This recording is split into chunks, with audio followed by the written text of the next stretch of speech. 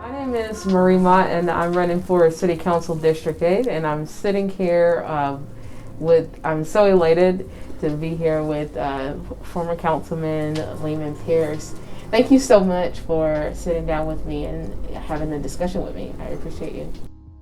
I'm delighted to have you here.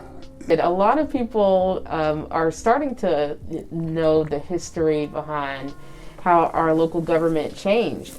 And you were one of the individuals that was a part of Brown versus the Board of Commissioners, which changed our commissioner-style government to a city council, and then you became a city council person. Yes. What was that experience like, changing government, but also being able to represent the African-American community politically?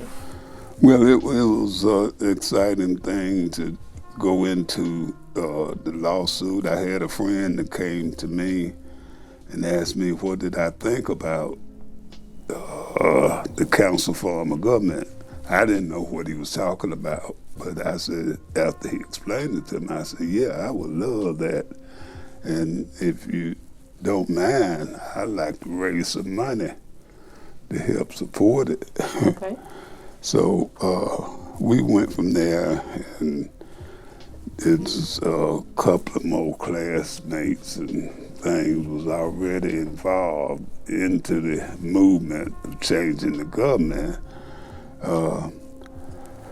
But I told them that I would be glad. So they had ACLU to come here and talk to us about it. And they told us that it wouldn't cost us a penny, that they would handle the case. Okay. The commission form of government was started right here in Chattanooga, and it spread throughout the whole state of Tennessee. And as a result of that, other cities in Tennessee caught on to it, and they started the commission form of government. And they had went away from it.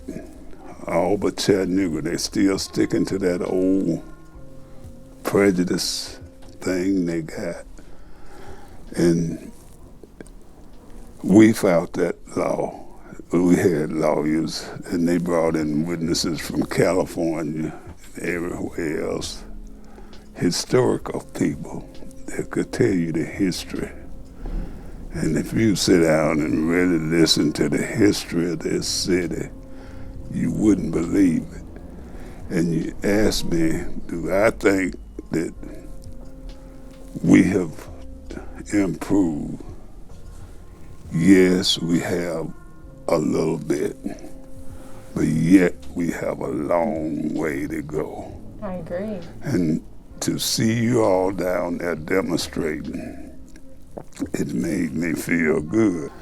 And I appreciate not only just your support of me as a candidate, but even supporting us as young Black people, still wanting to advocate for a change in the city. I'm from Chattanooga. I grew up right on the edge of Churchville and Bushtown in a thriving Black community, and just have seen how that has changed over even just my lifetime, and wanting to see better for our children and our community.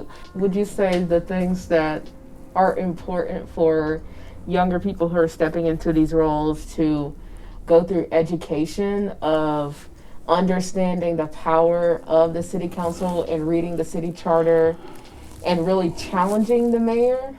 Well, it ain't challenging the mayor, it's challenging your fellow council person, because you the one that's gonna make the laws. Okay. The mayor that's there to enforce whatever you all pass. The city auditor looks at what the mayor is doing with the money we pass and report back to us that it's not being managed right. And that's where the conflict comes in. But with the mayor over the order, who to question him? You just one person. Yes, sir. And I say the first thing is to try to do the best you can to get along with other council person, if possible. What is a word of encouragement that you have for young people in this current time? I think that we're right now, it's our time has come. If we would get out there and keep fighting,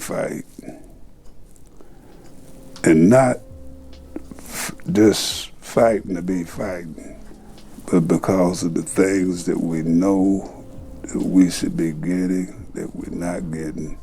My name is Mott, and I'm running for City Council District 8, but I cannot do that without honoring the ancestors who came before me and those who laid a solid foundation for me to run on.